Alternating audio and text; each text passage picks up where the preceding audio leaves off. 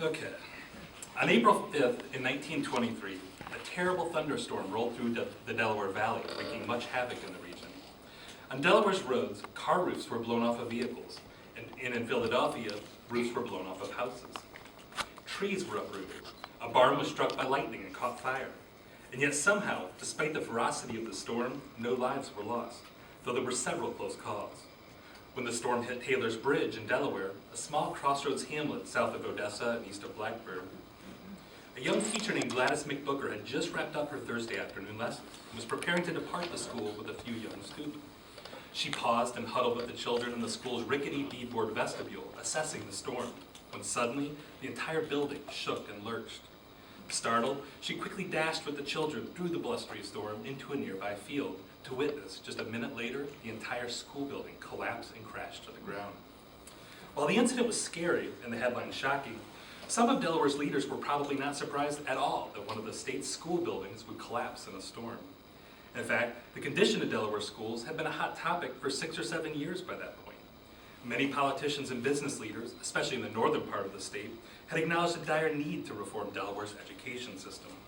So by the time Taylor's Bridge School met its demise in 1923, a powerful modernization campaign for Delaware's school system and school buildings was well underway.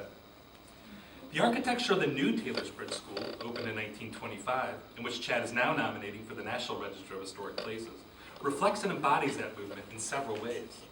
The title of my talk, Letting in the Light, has a dual meaning.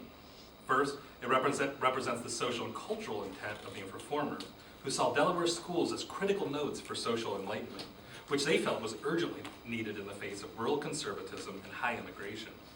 But secondly, letting in proper light was a quite literal goal espoused by architects and education experts, who advanced many modern, forward-looking design principles to revolutionize the learning environment in the new school buildings. It might not be an overstatement at all to call the school reform movement in Delaware an educational revolution. Contemporaries certainly saw it as such.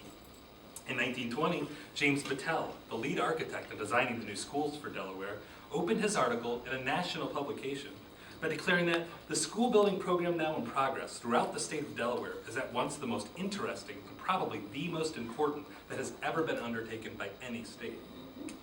Many saw Delaware, with its small size, as a perfect laboratory to set an example for the rest of the country. And feeling as though the world was watching, reformers here made an enormous effort to succeed. Yet much of this story has been largely ignored or forgotten. Perhaps the most print has been devoted to Pierre DuPont's heroic work to rebuild all the African American schools in the state, and rightfully so. DuPont personally paid almost $2 million to construct at least 82 black schools in a flurry of building over just 4 years, prompting hundreds of thank you letters and even a song that was written to celebrate him. Yet DuPont's remarkable philanthropy was only a part of a much larger effort to revolutionize all of Delaware's schools and even Delaware society itself. At the beginning of the 20th century, most northern states were taking at least some steps to modernize their school systems. Even in the South, by 1915, Julius Rosenwald had partnered with Booker T. Washington to begin rebuilding hundreds of African American schools. Yet, as World War I raged on, Delaware's system remained largely neglected. This delay in modernization was mostly the result of rural citizens, especially in the southern counties, aggressively protecting decentralized local control of schools, and a widespread desire that schools be as unobtrusive and inexpensive as possible. Progressive leaders viewed this decaying education system as highly detrimental to the education advancement of Delaware's children and the state's future more generally. The system of public schools, if it could be called that, was a hodgepodge of poorly funded local school districts within each county. To put things in perspective, many Delawareans today feel that the current number of school districts, 19, is excessive, leading to waste and duplication of effort and expense. This was in the news again this week, in fact. But for comparison, in the 19-teens, there were 424 school districts in Delaware. Most were small and run by 3-member neighborhood school boards without strong oversight or financial support from the state government. The schools commonly lacked credentialed teachers, proper equipment, or a standardized curriculum. In rural districts, school attendance was highly inconsistent, since the number of school days was typically determined around the needs of child labor on the farm. Any attempts to reduce local control and to centralize and upgrade Delaware schools met with fierce opposition. We can't explore too much today the long, intense political battle to centralize and modernize Delaware's school system, but the major turning point was the Educational Commission of 1917. In order to properly assess the education system, the commission initiated a statewide study, hiring two prominent and progressive experts in educational surveys, Abraham Flexner and Frank Bachman. Flexner and Bachman's assessment of Delaware's school system was grim. They concluded that, on the whole, public education in Delaware is at a low ebb. The state organization was ill-jointed and ineffective, professional standards were non-existent, and perhaps worst of all, public opinion was unaroused. In their opinion, local control of education in Delaware was excessive and created a culture of apathy, low standards, and a lack of coordination. Only a dramatic, comprehensive revision of the state code could remedy these problems by centralizing control and administration under state and county authority. With only minor changes, the Flexner study was adapted as the official report to the General Assembly in 1919, which passed a transformative school code that began radical changes in centralization. The reform movement in Delaware found its strongest champion, no doubt, in Pierre DuPont, who had already donated substantial sums to a few educational institutions, including MIT and the University of Delaware. In 1918, DuPont formed the Service Citizens of Delaware, probably the most influential agency in the history of Delaware education. As World War I concluded, the Service Citizens would carry forward an ambitious, progressive social program, much of which they believed would benefit national security and social cohesion. While the Service Citizens had other social reform goals, such as Americanization programs and public health initiatives, the organization, and Pierre DuPont especially, primarily wished to rebuild all of Delaware's schools. To this end, over the next 15 years, Pierre DuPont himself would personally donate $5 million to construct over 120 schools across the state. However, widespread apathy in Delaware and powerful political forces protecting the status quo would ensure that a monumental effort would be required to effect that serious change. So DuPont initiated a large-scale information campaign using the Service Citizens, which was quite successful at catching public attention. Building on the unflattering conclusions of the Flexner report, DuPont hired an educational consultant named George Strayer from Columbia University to conduct a statewide survey specifically of the school buildings. Strayer used a point system for the survey, with 1,000 being a perfect score. His team found that outside of Wilmington, an astounding 392 schools out of 400, so 98%, scored below 500, meaning the standard for demolition or abandonment. Strayer's survey team reported that the one-room schools were mostly one-story frame buildings with little ventilation, poor lighting, insufficient heating, and little upkeep. They were often situated on small, awkward plots of land with no ground for safe outdoor play. The schools were generally found to be dark and depressing places, they said, for learning. The report graphically described the daily grind of being a student at many of these schools. They found desks facing windows and children looking at the glare while sitting with their backs to the teacher. In winter, to keep warm, the students huddled around the coal stove in the middle of the room. Many schools had a single outhouse and no fresh water for hygiene purposes. In a summary of one school, the report declared, "It's a crime against innocent children to enforce compulsory attendance laws where such accommodations are all that the community has to offer them." The consultants seemingly went out of their way to highlight the shameful conditions through photos, including one with a calf standing in a doorway of a school, and another revealing a huge piles of manure that students had to walk by to go to their school and to look at from their school. In the case of the calf, a farmer was apparently using the building as a feed room in the off-season, and the commission's report dryly concluded that the building was, indeed, better adapted for calves than children. Yet in the face of these realities, the Service Citizens still encountered angry opposition to almost any change, especially suggestions that local money should be spent to help build new schools. It was this resistance among whites that, at least in part, led to DuPont's gigantic effort to fund the reconstruction of the African American schools. One historian argues that DuPont built the schools for blacks in order to stimulate whites to construct their own schools. His ultimate goal was to convince the whites to at least match his gifts with increased school taxes and bonding. When whites resisted, DuPont decided to, as he put it, try another tack. He rebuilt all black schools so that whites, quote, not wanting their children to attend poorer schools than the Negroes, immediately became interested in education. Furthermore, by constructing all black schools himself, DuPont believed he had stolen one of the most pervasive arguments that whites had used against public monies for schools, which was that white money would be used for black schools. By early 1923, around the time the Taylor's Bridge School blew down, the Delaware School Auxiliary, the school building arm of the Service Citizens, had rebuilt almost all the black schools in the state, 80 of them, with 7 more planned. Yet the white schools would prove to be a longer, more painful process, since DuPont was determined to involve white citizens and their money as much as possible. As it turns out, his organization constructed more black schools in the first 3 years than white schools over the first 8. It was not until 1927, after DuPont had even served as the state tax commissioner and helped generate the surplus monies for school construction, that the state finally began to regularly fund large portions of the new schools. But they still typically relied on some DuPont money in the Service Citizens Architectural Program for executing the projects. As you can see in these images, the Service Citizens had established a strong building program to work from, consisting of a range of plans and experimental models, with clear architectural patterns. Nationwide, there was an abundance of prescriptive literature about modern school design, born of the rising class of college-trained architects and the many professional journals in the fields of architecture and education. Clearly, school architecture was seen as one critical subject at the time. One architect explained that the schoolhouses of any community are the gauges of its enlightenment. Another, in 1915, declared that recent movements in education have emphasized the physical plant as the basis for successful school practice. School architecture, including all the problems of safety, sanitation, heating, lighting, ventilation, and others, having the physical well-being of the pupil in mind, have been the earnest study of many of the leading architects in the country. Conveniently, for our research, the lead architect of the Service Citizens, James Battelle, himself laid out the background and principles of the Delaware program in a couple of architectural journals in the 1920s. In one article, he urged the importance of architectural styles for schools. Careful consideration should be given the style, he said, so as to properly influence future buildings of the town and to make the school a model of good taste.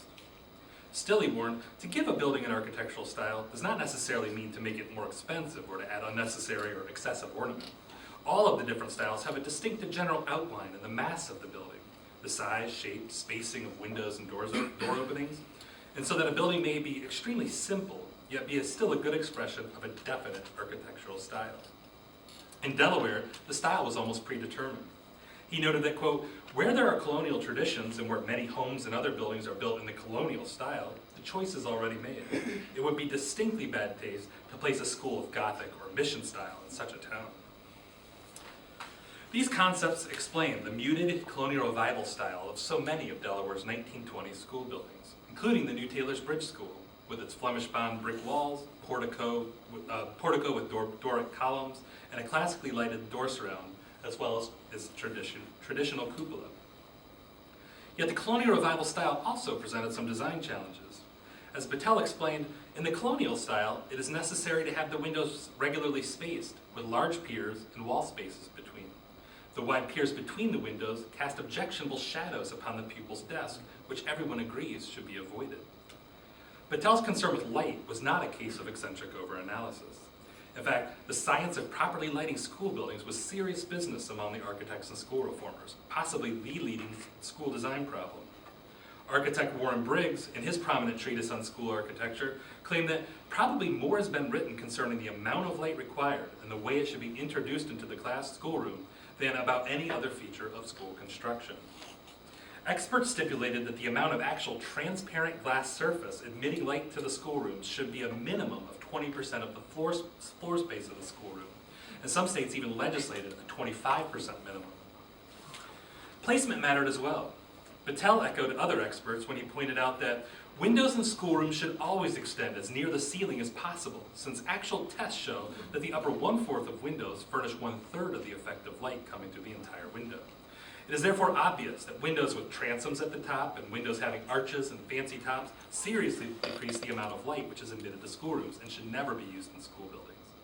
The windows in schoolrooms should also be set with the least possible space between them, large mullions being carefully avoided, as these cause deep shadows, producing alternate zones of light and shadow, which are annoying and injurious to the eyes.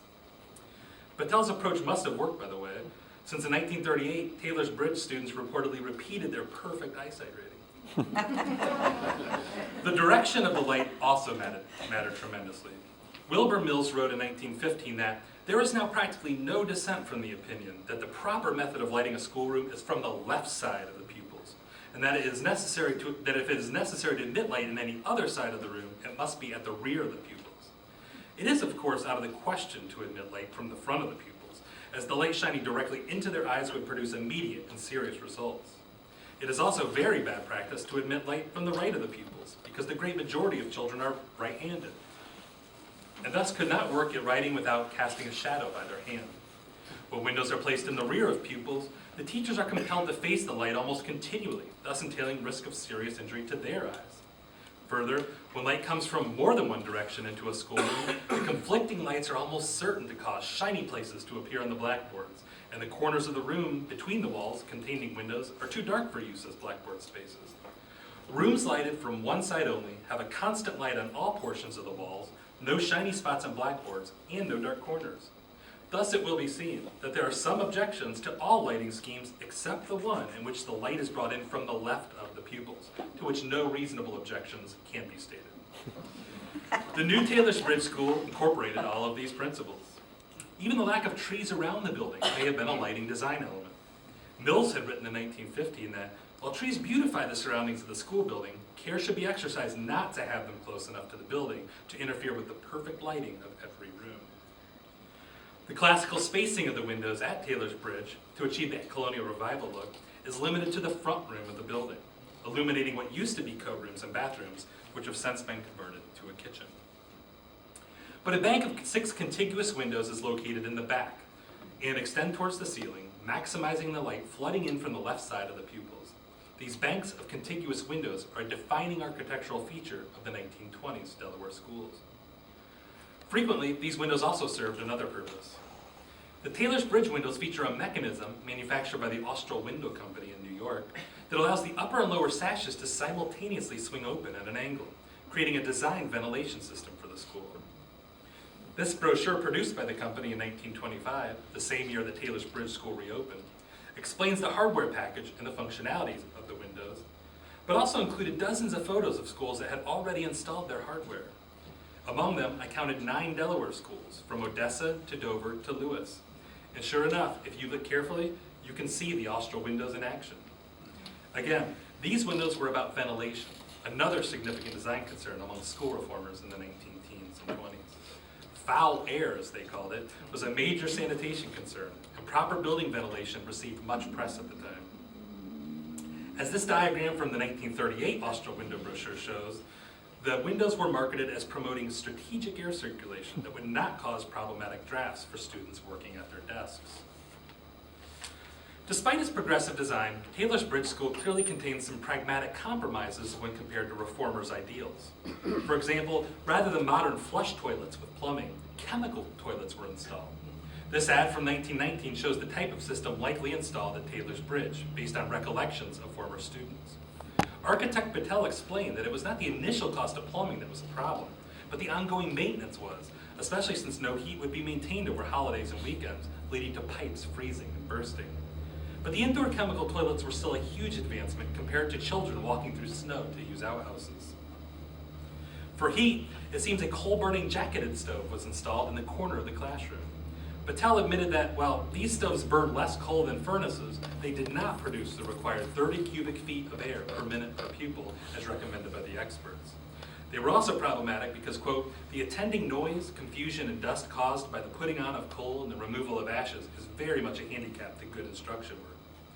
He noted that a furnace in a separate room, which was a far superior option, would be installed in any community that was willing to provide additional funds, but that was apparently not the case in Taylor's Bridge.